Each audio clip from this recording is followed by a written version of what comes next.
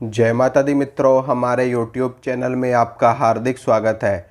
आज मैं आपको ये बताऊंगा कि जब हमारे शरीर पे किसी भी देवी या किसी भी देवता की सवारी आती है तो हमारे शरीर में कैसे बदलाव होते हैं, या फिर ये जो बदलाव होते हैं ये स्थायी रहते हैं या फिर उसी समय के लिए रहते हैं जब हमारे शरीर पे सवारी का असर होता है। तो देखिए मित्रों, मैं आपको बताना चाहता हूँ कि जब देवी या देवता की सवारी हमारे शरीर पे आती है तो हमारे शरीर में जो बदलाव होते हैं वो स्थायी नहीं होते। ठीक है, यानी कि वो जब तक सवारी रहती है हमारे शरीर पे तब तक ही हमारे शरीर में बदलाव रहते हैं। उसके बाद में हमारा शरीर पहले की तरह बिल्कुल नॉर्मल सिचुएशन में आ जाता है। ठीक है, ये बात वो लोग अच्छी तरह से समझते हैं जिनके ऊपर किसी भी देवी या किसी भी देवता की सवारी आती है। बाकी लोग इस बात को शायद ना समझ पाएँ, क्योंकि जब उनके ऊपर कोई असर ही नहीं है तो उनको कैसे पता चलेगा। लेकिन जिनके ऊपर असर है वो समझते हैं कि उनके अंदर कैसे बदलाव होते हैं। सबसे पहली चीज़ है, देखिए, जिस शक्ति का जैसा गुण होता है, जैसा रंग होता है, जैसा तत्व होता है, जैसा उसका प्रभाव होता है, उसी प्रकार का गुण, उसी प्रकार का प्रभाव, उसी प्रकार का रंग, उसी प्रकार का असर, उसी प्रकार की एक शक्ति हमारे शरीर को प्रभावित करती है। मान लीजिए आपके ऊपर कोई स्त्री शक्ति यानी कि देवी की कोई शक्ति आपके शरीर पे असर डाल रही है तो आपके शरीर में ऐसे बदलाव होने लगेंगे जी, जैसे कि कोई स्त्री बात कर रही हो, कोई महिला का बर्ताव जैसे होता है, जैसे किसी स्त्री का बर्ताव होता है, बिल्कुल उसी प्रकार से आपका बर्ताव होने लगेगा उस समय के लिए जितने समय तक के लिए आपके ऊपर सवारी देवी की है। यानी कि देवी स्त्री स्वरूपा है तो आपका जो शारीरिक प्रभाव है, आपकी जो मानसिक प्रभाव है, जो आपकी शारीरिक प्रक्रियाएं हैं, वो भी उस वक्त तक के लिए एक स्त्री के समान हो जाएंगी, चाहे आप भले से पुरुष ही क्यों ना हो।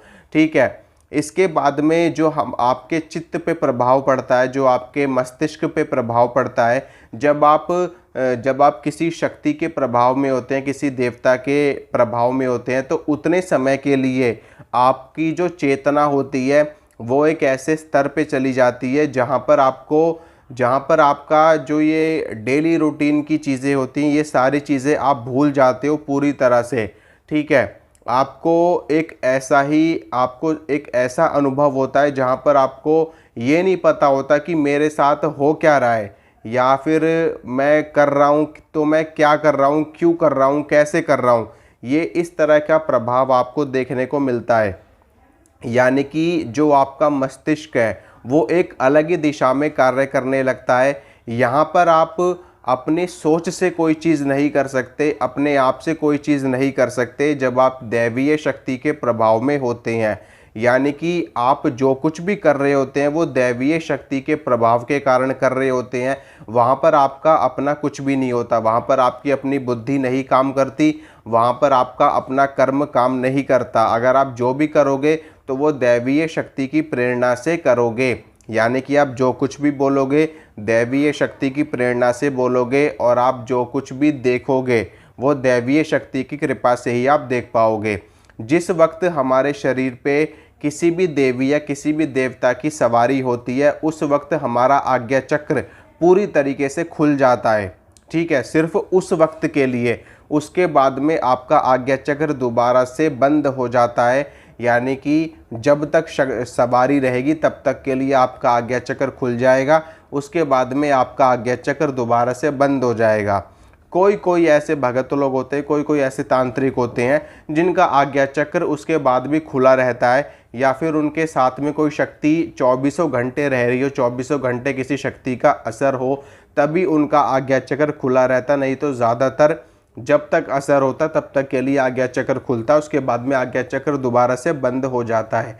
क्योंकि अगर आज्ञा चक्र ज़्यादा समय तक खुला रहेगा तो उससे क्या होगा, लगातार आपके अंदर तरंगे प्रवाहित होती रहेंगी और इससे आपका मानसिक संतुलन भी खराब हो सकता है। क्योंकि जो ब्रह्मांडीय शक्ति है, जो देवी देवताओं की ऊर्जा है, वो बहुत ही ज़्यादा बलिष्ठ होती है, बहुत ही ज़्यादा शक्तिशाली होती है। आप लंबे समय तक किसी भी देवी या किसी भी देवता की सवारी अपने शरीर पे नहीं झेल सकते। अगर आप ऐसा लगातार करते हैं या फिर काफ़ी समय के लिए ऐसा होता है तो उससे आपको शारीरिक और मानसिक रूप से आपको कष्ट हो सकता है, यानी कि आपके शरीर पे इसका प्रभाव पड़ सकता है। आपके शरीर पे किसी भी तरह का कोई ऐसा असर हो जाएगा कि आपके अंदर कोई शारीरिक विकृति या मानसिक विकृति भी आ जाती है। यही कारण होता है कि जो लोग बिना गुरु के साधनाएं करते हैं या फिर जो लोग उग्र साधनाओं को करते हैं और उसमें उनकी साधना विफल हो जाती है, असफल हो जाती है, तो उसी के कारण वो पागल की अवस्था में पहुंच जाते हैं, यानी कि वो पागल जैसे हो जाते हैं, पागलों जैसा बर्ताव करने लगते हैं। उनकी जो मानसिक क्षमता है वो पूरी तरीके से खराब हो जाती है। उनकी बुद्धि में एक विकृति आ जाती है, एक जड़ता आ जाती है, उनकी बुद्धि काम नहीं करती। इसी कारण से होता है क्योंकि जो देवी देवताओं की ऊर्जा है वो बहुत ही शक्तिशाली होती है और ये ऊर्जा ज़्यादा समय तक कोई भी व्यक्ति नहीं झेल सकता, कोई भी साधक नहीं झेल सकता। ठीक है, तो ये सारी चीज़ें होती हैं। इसके अलावा भी और भी बहुत सारे बदलाव होते हैं। जिस देवता का जैसा गुण होता है वैसा ही प्रभाव आपके ऊपर आता है। ठीक है, अगर कोई देवी की सवारी आ रही तो देवी के गुण और देवी की शक्ति, देवी का प्रभाव जैसा होगा वैसा ही आपके शरीर पे उसका असर दिखेगा, यानी कि सवारी के वक्त वैसी ही चीज़ आप करोगे। कोई देवता है, कोई पुरुष देवता है, तो उस देवता से संबंधित चीज़ों का प्रभाव आपके ऊपर देखने को मिलेगा। ठीक है, अगर हनुमान जी की सवारी किसी के ऊपर आती है तो उस व्यक्ति की जो प्रतिक्रिया है, वो व्यक्ति जो करेगा आपके सामने, उससे आपको अंदाज़ा लग जाएगा, आपको पता चल जाएगा कि इसके ऊपर हनुमान जी की सवारी है या फिर हनुमान जी के किसी भी दूत की सवारी है। माता काली की सवारी अगर आपके ऊपर है तो उसका अलग ही असर आपको देखने को मिलेगा।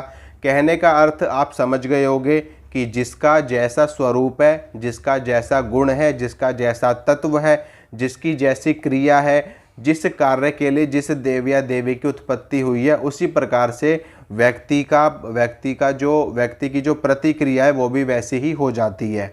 ठीक है, अब इसमें और भी चीज़ें मैं आपको बताता हूँ। देखिए, आपके मन के ऊपर इसका बहुत ही अच्छा असर पड़ता है, बहुत ही गहरा असर पड़ता है, क्योंकि उस वक्त जब आपके ऊपर सवारी आ रही होती है ना, तो उस वक्त में आप अपने आप को भूल जाते हो। ठीक है, आपको बस खाली ये पता रहेगा कि आप कुछ देख रहे हो।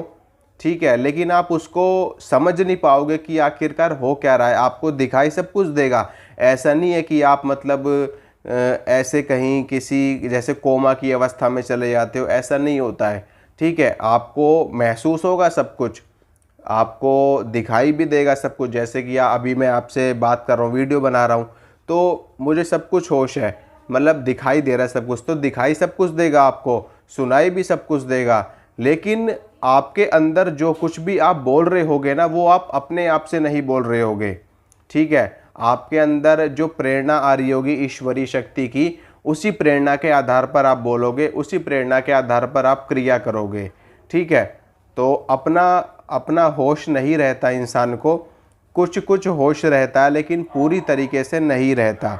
अगर आपको पूरा होश है, आपको बिल्कुल पूरी तरह से होश है, जैसे मैं अभी बैठा हूँ, तो इसका मतलब कि आपके ऊपर सवारी का असर नहीं है। अगर आपको होश नहीं है, सिर्फ इतना सा ही होश है कि बस आप जीवित और आप किसी को देख रहे हो बस, बाकी इसके बाद में जो कुछ भी हो रहा है वो किसी देवी या किसी देवता की सवारी के कारण हो रहा है, तो वहाँ पर असर होता है, वहाँ पे शक्ति होती है, वहीं से आपको पता चल जाता है अपने आप में। ठीक है मित्रों, तो यही चीज़ आपको समझाना चाहता था और चलता हूँ, मिलूँगा आपसे अगली वीडियो में। अगर आपको जो मैंने जानकारी दी आपको अच्छी लगी, आपको पसंद आई है, तो वीडियो को लाइक करना, वीडियो को शेयर करना, चैनल को करना सब्सक्राइब, ताकि मैं जो भी वीडियो डालूँ उसकी नोटिफिकेशन आपको तुरंत मिल सके। जय माता रानी की।